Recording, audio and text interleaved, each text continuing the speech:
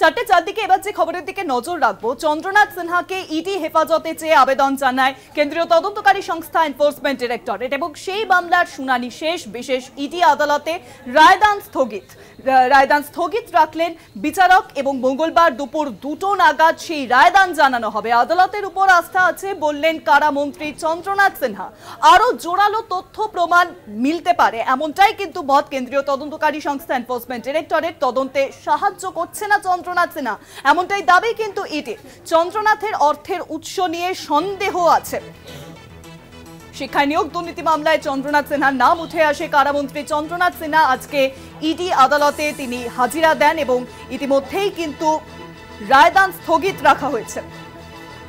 মঙ্গলবার দুপুর 2টো নাগাদ রায়দান জানানো হবে।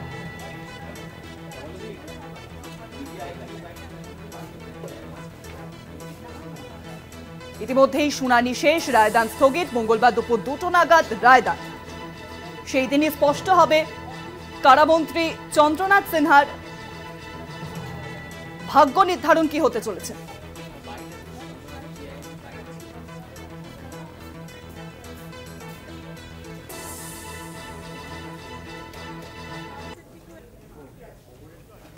আমার বিচার ব্যবস্থার প্রতি আস্থা ছিল, আস্থা আছে, ভবিষ্যতেও আস্থা থাকবে। অসহযোগিতা করেছেন আপনি? না, আপনি প্রভাবশালী? আমার বিচার ব্যবস্থার প্রতি আস্থা ছিল, আস্থা আছে, ভবিষ্যতেও আস্থা থাকবে। অসহযোগিতা করেছেন আপনি? না, আপনি প্রভাবশালী? কাস্টাডি চাইছিলাম ফর কাস্টোডিয়াল।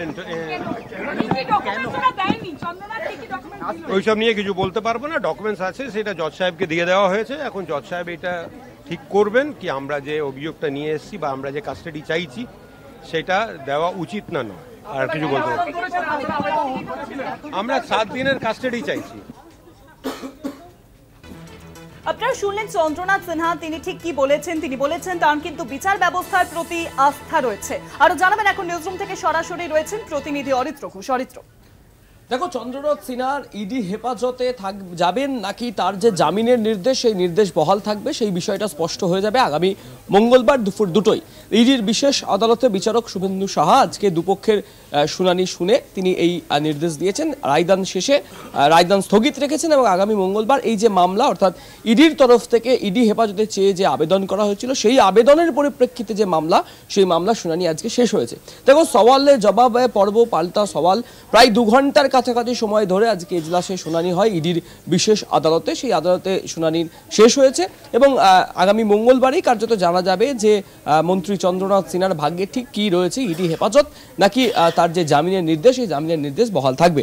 দেখো, প্রাথমিক শিক্ষক নিয়োগ দুর্নীতি মামলায় চন্দ্রনাথ সিনহাকে 7 দিনের ইডি হেফাজতে চেয়ে আবেদন জানান ইডির আইনজীবী এবং আজকের সওয়াল জবাব পর্বে ইডির আইনজীবী যেটা দাবি করেন যে আমরা 7 দিনের হেফাজত চাইছি। 2022 সালের মার্চ মাসে আমরা নগদ 41 লক্ষ টাকা এবং মোবাইল পেয়েছিলাম।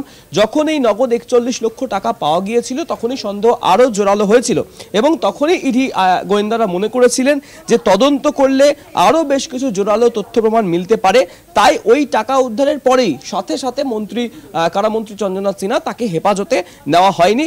তার বিরুদ্ধে তথ্য প্রমাণ সংগ্রহের জন্য যা যা তদন্ত করা দরকার সেই তদন্ত প্রক্রিয়া চালিয়ে গিয়েছেন ইডি গোয়েন্দারা। এবং এতদিন কেন তাকে গ্রেপ্তার করা হয়নি, এই সওয়াল জবাব পর্বে যখন এই প্রশ্ন ওঠে তখন ইডি আইনজীবী আদালতে যেটা জানান যে এতদিন ওনার সম্পর্কে যে সমস্ত তথ্য প্রমাণ সেই সমস্ত তথ্য প্রমাণ জোগাড় করেছিলেন এবং তথ্য প্রমাণ জোগাড় না করে যদি কারামন্ত্রীকে গ্রেপ্তার করা হতো তাহলে তার যারা অ্যাসোসিয়েটস রয়েছেন বা তার যারা ঘনিষ্ঠ রয়েছেন তারা সতর্ক হয়ে যেতে পারতেন এবং ওনার একটা বড় কানেকশন রয়েছে, লার্জার কানেকশন রয়েছে, লার্জার কনস্পিরেসি রয়েছে, এমনটা তারা আইনজীবীরা জানান। এবং বাকি তথ্য সেক্ষেত্রে পাওয়া যেত না যদি সমস্ত তথ্য প্রমাণাদি জোগাড় না করে 41 লক্ষ টাকা নগদ উদ্ধার হওয়ার পরেই মন্ত্রীকে গ্রেপ্তার করা হতো তখন। এখন সমস্ত তথ্য প্রমাণাদির মধ্যে বেশ কিছু পাওয়া গিয়েছে, তাই আমরা হেফাজতে চাইছি বলে সওয়াল করেন ইডির আইনজীবী। পাল্টা চন্দ্রনাথ সিনহার আইনজীবী ইডির যে আবেদন অর্থাৎ ইডি হেফাজতে নেওয়ার যে আবেদন মন্ত্রীকে, সেই আবেদনের বিরোধিতা করেন এবং বিরোধিতা করে তিনি যেটা আদালতে সওয়াল জবাব পর্বে উল্লেখ করেন যে তদন্তের জন্য হেফাজতে নেওয়ার কোনো প্রয়োজন নেই, চার্জশিট জমা দেওয়া হয়ে গিয়েছে, তারপরে পিছনে ফিরে অর্থাৎ ব্যাকলিফট করে কেন পুরনো তদন্ত আবার করতে চাইছেন ইডি গোয়েন্দারা। একই সঙ্গে কারামন্ত্রীর আইনজীবী তিনি এটাও যুক্তি দেন যে সন্দেহজনক নথি সম্পর্কে আমার মক্কেল তথা চন্দ্রনাথ সিনহার ব্যাখ্যা না নিয়ে হেফাজতে চাইতে পারে না ইডি চাইতে পারে না, কারণ জুডিশিয়াল যে বিষয় রয়েছে সেই বিষয়গুলি ব্যাহত হতে পারে।